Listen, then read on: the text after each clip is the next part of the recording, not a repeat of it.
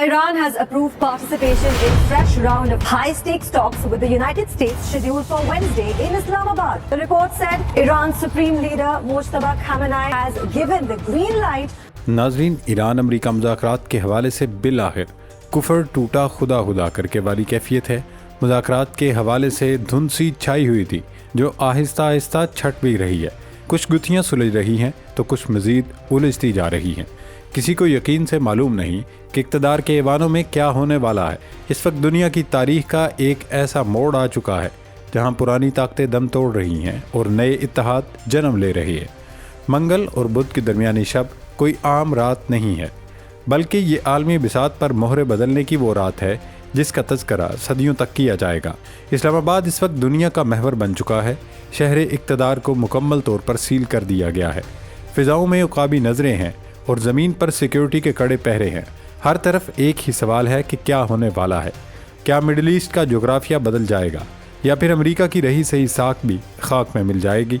अब सूरत हाल ये है कि कल इस्लामाबाद में मुज़ाकरात की मेज़ सजने जा रही है, लेकिन धुंध है कि छटने का नाम नहीं ले रही।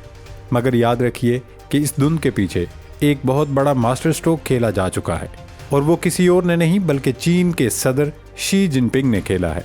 ईरान अमेरिका तनाज़े में पहली बार बाज़ाब्ता तौर पर चीन ने एंट्री दे दी है। ये इस हालिया कशीदगी बल्कि शायद दुनिया की तारीख में पहली बार है कि चीन ने किसी आलमी तनाज़े में एंट्री दी हो। चीन की रिवायत रही है कि वो खुद को तनाज़ात से अलग थलग रखता है। यही वजह है कि गुलवान में इंडिया से दो बदू लड़ाई और मुसलसल सरहदी कशीदगी के बावजूद चीन और इंडिया के दरमियान तिजारत जूं की तूं बरकरार रही। चीन की इस पॉलिसी ने उसे पहले इकनॉमिक पावर और अब नई सुपर पावर बना दिया है। चीन के कूदने के बाद अमेरिका को न सिर्फ घुटने टेकने पड़े बल्कि एक तरह से चीन ने न्यू वर्ल्ड ऑर्डर लाने का ऐलान भी कर दिया है। दोस्तों, इस वक्त सबसे पहली और अहम तरीन पेशरफ्त ईरान के हवाले से है। ईरान जो हमेशा से अमेरिका की नीयत पर शक करता रहा, अब एक इंतहाई मोहतात मगर फैसला कुन कदम उठाने जा रहा है। आलमी मीडिया, चाहे वो न्यूयॉर्क टाइम्स हो, वॉल स्ट्रीट जर्नल हो या CNN, सब इस बात की तस्दीक कर रहे हैं कि ईरान ने अमेरिका को यकीन दहानी कराई है वो कल होने वाले मुज़ाकरात में शिरकत कर रहा है। ईरानी वफद की क़ियादत भी स्पीकर बाकर कौलिबाफ ही करेंगे, लेकिन टीवी बयानात ईरान की जानिब से इसी किस्म के दिए जा रहे हैं कि हम अमेरिका से मुज़ाकरात नहीं करेंगे। ईरान का मुतालबा वाज़ेह है, वो अमेरिका की खोखली तसल्लियों पर नहीं बल्कि ठोस ज़मानतों पर यकीन रखता है। दिलचस्प बात यह है कि ईरान ने अमरीकी इंतज़ामिया के अंदर भी तफरीक पैदा कर दी है। वो जीर डिक्शनर और स्टीव विटिकोफ जैसे किरदारों को स्पॉइलर करार दे रहा है, जबकि जेडी वेंस को एक निस्बतन बेहतर और जंग मुखालिफ शख्सियत के तौर पर देख रहा है। ये ईरान की वो सफारती चाल है जिसने व्हाइट हाउस के अंदर भी खलबली मचा दी है। यहाँ ट्रंप और पेंटागन के दरमियान इख्तलाफात की खबरें अब ढकी छुपी नहीं रहीं। इसी दौरान अमरीकी सियासत के तजादात भी खुलकर सामने आ रहे हैं। एक तरफ डोनाल्ड ट्रंप के बयानात हैं और दूसरी तरफ व्हाइट हाउस की तरदीदें। लेकिन अब ये तय हो चुका है कि अमरीकी वफद इस्लामाबाद की सरजमीन पर उतरने वाला है। ट्रंप बार बार कह रहे हैं कि आज यानी बुध को ईरान से डील हो जाएगी, लेकिन याद रखिए कि अमरीकी वक्त और पाकिस्तानी वक्त के दरमियान 10 से 12 घंटे का वो खला है जो किसी भी वक्त किसी बड़े सरप्राइज में बदल सकता है। जेडी वेंस के हवाले से मुतज़ाद खबरें कल दिन भर गर्दिश करती रहीं कि जेडी वेंस रवाना हो गए हैं, रास्ते में हैं, और सबसे मुज़हिका खेज बयान तो सदर ट्रंप ने दिया। उन्होंने कहा कि जेडी वेंस रास्ते में हैं और वो चंद घंटों में इस्लामाबाद पहुंच जाएंगे। ये बयान ट्रंप ने कल यानी पीर को दिया था। हालांकि जेडी वेंस आज बरोज़ मंगल वाशिंगटन से रवाना हुए हैं। दोस्तों, इस वक्त इस्लामाबाद का रेड जोन सिक्योरिटी जोन में तब्दील हो चुका है। 22 अप्रैल की सुबह जब सूरज तुलू होगा तो शायद वो अपने साथ एक नई आलमी तरतीब की नवीद लेकर आए। क्या जंगबंदी में तोसी होगी? क्या ईरान और अमेरिका एक मेज़ पर बैठकर किसी बड़े मुआहिदे पर दस्तखत करेंगे? ये वो सवालात हैं जिनका जवाब आने वाले चंद घंटे दे देंगे। मगर नाजरीन, असल कहानी तो उस दिफाई हसार की है जो पाकिस्तान और सऊदी अरब के गिर्द बुना जा रहा है। आपने सोचा कि आखिर सऊदी अरब को पाकिस्तान के साथ दिफाई मुआहिदे की ज़रूरत क्यों पड़ी? उसकी वजह बहुत गहरी है। अरब ममालिक अब ये समझ चुके हैं कि अमेरिका की सिक्योरिटी ज़मानतें महज ज़ुबानी कलामी हैं। जब कतर पर हमला हुआ तो अरब दुनिया ने देख लिया कि अमेरिका सिर्फ अपने मफादात का कैदी है, वो किसी दूसरे के लिए अपनी जान जोखिम में नहीं डालेगा। यही वो लम्हा था जब मोहम्मद बिन सलमान ने दूरअंदेशी का मुजाहरा किया और पाकिस्तान की तरफ हाथ बढ़ाया।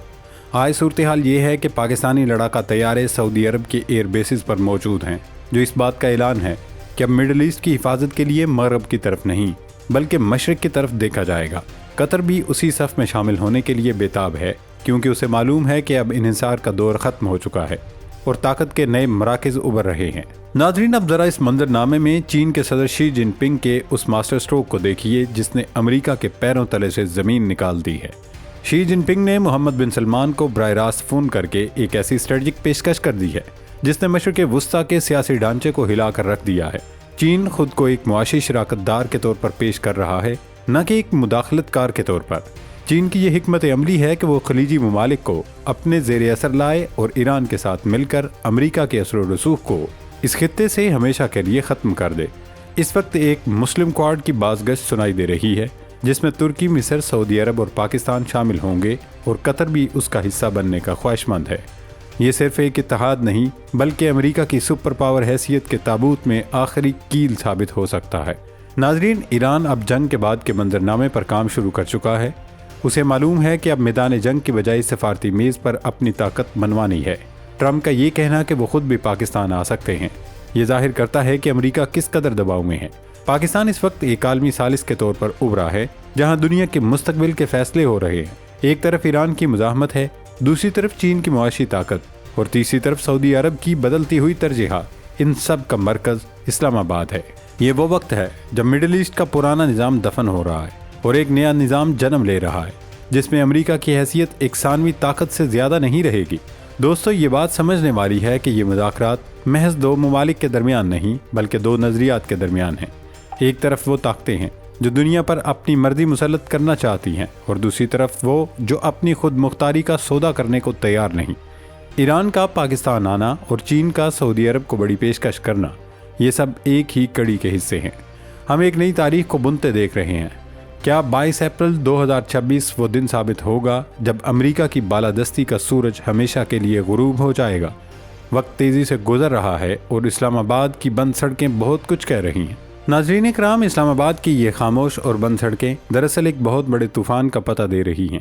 ایک ایسا طوفان جو دہائیوں سے قائم عالمی نظام کو ہمیشہ کے لیے بہا لے جانے والا ہے۔ یہ محض ایران اور امریکہ کی میز پر واپسی نہیں ہے بلکہ یہ اس حقیقت کا اعتراف ہے کہ اب واشنگٹن دنیا کے فیصلے تنہا کرنے کی پوزیشن میں نہیں رہا۔ اب سوال یہ نہیں رہا کہ مذاکرات کامیاب ہوں گے یا نہیں، بلکہ اصل سوال یہ ہے کہ اس نیو ورلڈ آرڈر میں امریکہ کی جگہ کہاں ہوگی۔ کیا 22 اپریل کی صبح طلوع ہونے والا سورج ایک ایسی دنیا دیکھے گا جہاں ڈالر اور پینٹاگون کی داغ قصہ پاری نہ بن چکی ہوگی؟ ایران کی سفارتی چالاکی، چین کی معاشی قوت اور پاکستان کا کلیدی کردار مل کر تاریخ کا ایک نیا باب لکھ رہے ہیں۔ ہم اور آپ اس وقت تاریخ کے اس موڑ پر کھڑے ہیں جہاں سے پیچھے مڑ کر دیکھنا اب ممکن نہیں رہا۔ مشرق وسطیٰ بدل رہا ہے، اتحاد بدل رہے ہیں اور شاید آج کی رات دنیا کی سپر پاور کا غرور بھی اسلام آباد کی کسی بند گلی میں ہمیشہ کے لیے دفن ہو جائے۔